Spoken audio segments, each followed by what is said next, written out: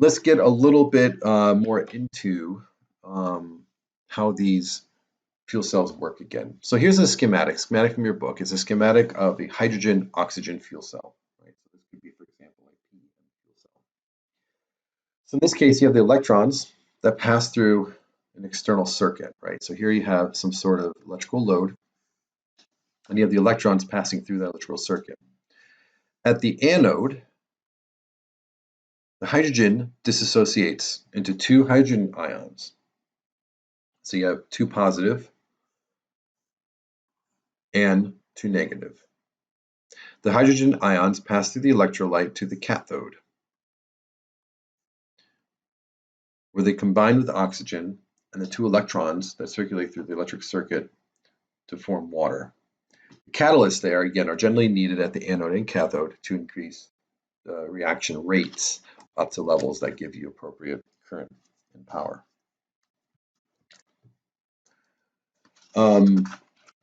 Individual cells produce anywhere from 1/2 volt to about 0.9 volts of DC electricity. And similar to photovoltaic cells, those fuel cells are combined into stacks to produce usable voltage and power output. Here's an example of a fuel cell stack. You have here what's called an end plate. In the end plate, you have an anode. And then on this end plate, you have fuel flow channels, whether it's oxygen or hydrogen. And then you have in between the anode and the cathode, you have the electrolyte. And then again, you have on the other side, again, a bipolar separator plate. Basically, it becomes the end plate of one stack and the start of an end plate of the next stack. Fuel cell system itself is composed of three major components. You have one, a fuel reformer or processor that generates hydrogen-rich gas from the fuel. Next, you have a power section where the electrochemical process occurs. And then a power conditioner that converts the direct DC electricity generated in the fuel cell to alternating current AC electricity. If a fuel cell is to be connected to a grid, to the power grid, then a power conditioner must synchronize the electrical output with the grid in accordance to IEEE standards. Here's an example of a fuel cell block diagram. Here again, you have the fuel processing, and then you have hydrogen-rich gas output into a fuel cell stack, get a certain amount of reject heat out that can be used as a recycle into the fuel processor. Water. Again, the fuel cell stack takes in air for the oxygen, and then you get DC power out, and then that goes into a power conditioner in order to get AC power.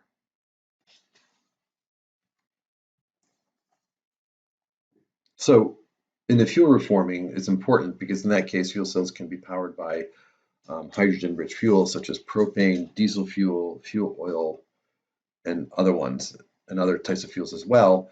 But again, it's all through process reforming. Reforming the fuel with steam, for example, concentrates the hydrogen and removes contaminants that could otherwise poison the catalyst in the cell. Let's go on and look at some fuel cell thermodynamics. How is it that they actually work? Some of this is going to require a recall. I'm going to go over some basics behind, sort of similar to combustion, right? So again, if I look at the total enthalpy change of a reaction, it's going to be the sum of all of the change in enthalpy of the products minus that of the reactants, right? Where the total work done by a process, by this chemical process or combustion, in electrochemical process is going to be the total change in enthalpy. Now, this is where it differs from combustion, is that if I look at heat transfer, I'm going to go ahead and go back to thermodynamics and redefine the fact that the amount of heat transfer that I get between the state changes is going to be the temperature of the process multiplied by the change in entropy between the two states. For any sort of electrochemical process, the amount of work that I get is going to be less or equal to the change in enthalpy of the reaction minus the heat transfer, right? That is what's called Gibbs free energy. And basically what I get is that for any sort of electrical work is going to be less or equal to the change in Gibbs free energy of a reaction. So by taking that into account, I get that my total change in Gibbs free energy is going to be the sum of that of the change in the products minus that of the reactants. So if I recall back to a basic first law analysis, back in in the first course in thermodynamics, we can define the following differential equation, that we have the volume d pressure equals the differential of the enthalpy minus temperature times ds. This is what's called one of the TdS equations, and there's a process we can do to derive that, although I'm not going to go through that at this point. I'm just going to kind of recall that equation from basic thermodynamics. By definition, I get that the change in Gibbs free energy is going to be VdP, right? So again, Gibbs free energy was defined as the change in enthalpy minus TdS according to the prior equation here. I can go ahead and using the fact that for example, if I were to look at a hydrogen oxygen fuel cell, those are ideal gases. So using the ideal gas law, I can solve for volume, where that is going to be the gas constant times temperature over pressure. I can substitute that into Gibbs free energy, where I know that the gas constant, or the universal gas constant, is 8.314 kilojoules per kilomole Kelvin.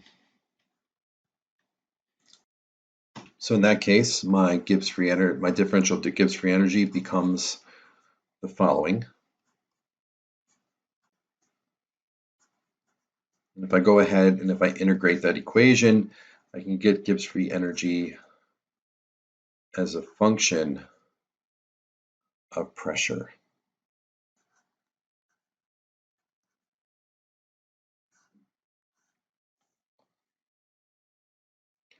And basically, with a little more algebra that I'm not going to detail in these slides, I can get that the change in Gibbs free energy of any equation is going to equal some SDP reference. So basically, that superscript 0 means the change in Gibbs free energy of a reaction at standard temperature and pressure, plus a correction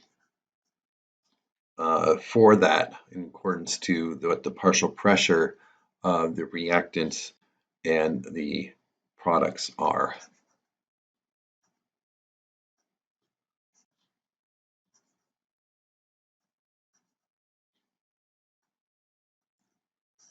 Where these pressures is what I would call the partial pressure of a constituent gas, and I will go over that in a minute.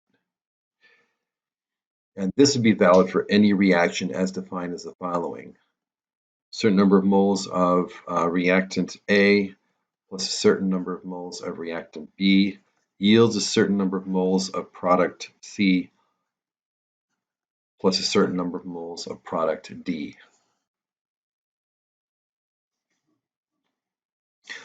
Where you would get what's called a thermodynamic voltage, where the voltage can be quantified as a function of Gibbs free energy. Right, where again, Gibbs free energy can be quantified as basically the number of moles of electrons that are produced times Coulomb constant multiplied by the voltage. Again, N equals the number of moles of electrons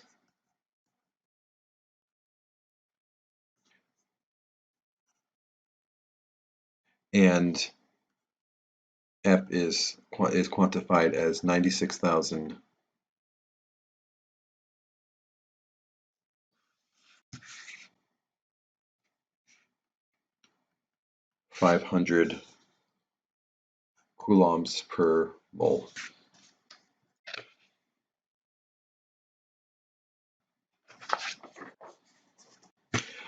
So if I were to bring this all together, I would get that my theoretical voltage that I get from, or the output voltage that I would get from a fuel cell would equal the voltage at some reference point minus, again, the correction for the temperature of the reaction and the partial pressures of each constituent in the reaction.